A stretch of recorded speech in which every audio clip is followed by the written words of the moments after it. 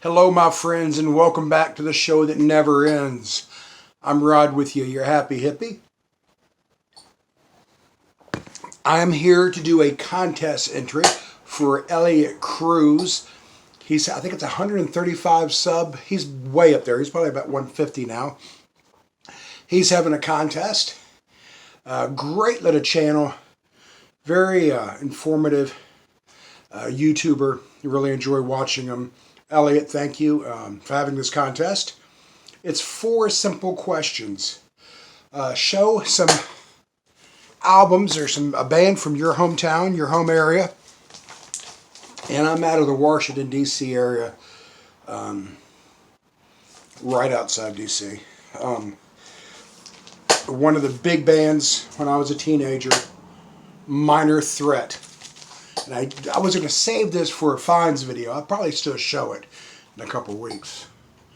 Minor Threat on Discord. They were what they called a straight edge hardcore band. Straight edge, no alcohol, no drugs, no tobacco. And it wasn't for any moral reasons, any religious reasons. These guys were straight edge. Simply because they didn't do it, man. They didn't feel they needed that shit. Most of them were skaters. Almost thrash, a precursor to thrash metal. Some of the straight edge, but this was a straight up hardcore. Ian MacKaye. Band was really out of Rockville, Maryland, even though they're known as a DC band. This still has the little insert that came with it. I remember buying this album, but I had the red copy when it came out when I was just a young kid, man. Ian MacKaye worked at a record store in Rockville, Maryland called Yesterday and Today. And there was a lot of people in the hardcore scene. DC had its huge punk scene. It was really cool going into the store and you're buying this guy's album and he's behind the counter, you know, eating a fish sandwich or something. Anyway, that's part of my hometown. As I got older, I got more into guys like him. Roy Buchanan, even though he wasn't born in D.C., he ended up living in D.C. in the outskirts. I think he lived on the Virginia side. The late Roy Buchanan, an amazing, amazing guitar player. I hear him talked about now in the VC, which is cool, because he didn't get a lot of recognition for a long time. He played with Delbert McClinton, tons and tons other. He tried out for the Stones right around the time Mick Taylor got it. And Mick Taylor went out over him, but tragic ending to his life. He got picked up for drunk driving. They call it DWI up there. He suffered from, he was bipolar. Long story short, he hung himself in a Fairfax County jail cell. And I still remember the day it was announced. It was really strange because he was a local boy. And anyway, that's 2 bands from my hometown, though there are tons I could mention. DC, man, they got us. Peaches and Herb, tons of people. Little Feet were not from DC, but they had a huge, huge following in the DC area. The Nighthawks, a lot of great acts came out of DC, so it was a cool place to live. As far as music, question 2 is to show some music that we're not really into. It's not our mainstream. And most people know I love the Dead. I love the Rolling Stones. I love Americana. I don't show a lot of Americana and alt country. I really kind of burnt myself out on it back in the 90s. I was a music director for an Americana station. I love it though. I love Jack White, Jeff Tweedy, Wilco. So I love that stuff, but there are other times I want to jam to something else. Like Diana Ross and the Supremes. This is a 3-album set. Has absolutely everything they did. And every once in a while I want to chill to something like this. It's just very relaxing. Beautiful ladies. They make great music. I might even throw some Donna Summer on from time to time. And Michael Jackson. I'm going to talk about him again in a minute. This is a sealed copy, and this is VCLT for somebody. I haven't decided who yet, but somebody's going to get this. Back in the day, it sold for $2.96. I've got another copy for myself, but I love his old stuff. Like, I'll Be There, and I Want to Be... it was good stuff, man.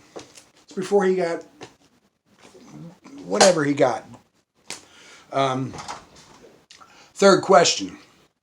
Show an album or CD or something where the artist is dressed up, dressed to the T. And I'm going with Leon Bridges. Homeboy always dresses in some 1960s fashion.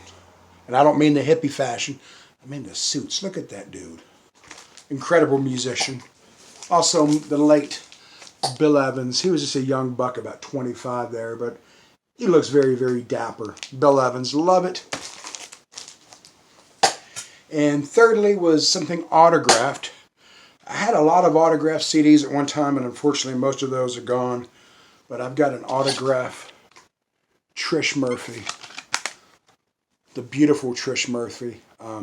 She's out of the music business now. She's doing something with children and art. I can't remember what it was. Trish Murphy. This was a very solid CD back in the mid-90s on the AAA charts. Really cool stuff. Erik Carrasco. I won't show his autographed CD because I showed it, I think, in my previous video. Erik Carrasco. I've got a postcard from Abermore, if that counts. Great music. Got an autograph, not just an autograph really, but I got Randy White. His address. I won't show it, but I show his name. Randy White was he was a Dallas Cowboy, and he was on the defensive end, I believe. They called him the Manster, half man, half monster. They called him the Manster. He played for the University of Maryland and the Dallas Cowboys.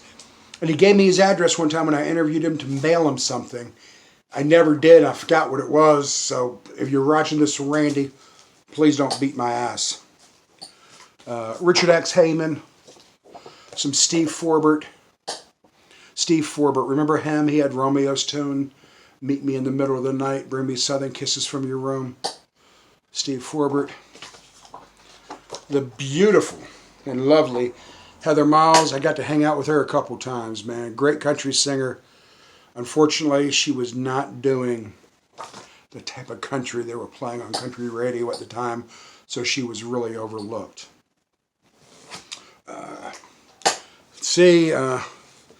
And one last thing autographed I like to show. I show this every once in a while. And last time I showed it, some guy told me I was being a show-off or arrogant, but I don't give a crap today. This is a signed letter from the entire band, Train, thanking me for playing their music. When their album came out, their debut album, and they won a Grammy for Best New Artist, we were one of the first stations to start playing it when you weren't hearing it anywhere else. And it goes on, hey, Rod Hebert and K-Fan, thank you so much for helping us get our music out, yada, yada, yada. And that's better than an autographed CD. That's very, very, very cool, and I'm hanging on to that one. And that was my contest entry for Elliott Cruise. 4 easy questions. So show something from your local city, your state, whatever. Somebody dressed to the now. Someone you don't normally listen to that's not part of your normal thing, and the autographed CD thing. Elliott, congratulations on your channel. You're doing a great job. Everybody in the VC, peace, be kind to each other, because what would Jerry want us to do, right?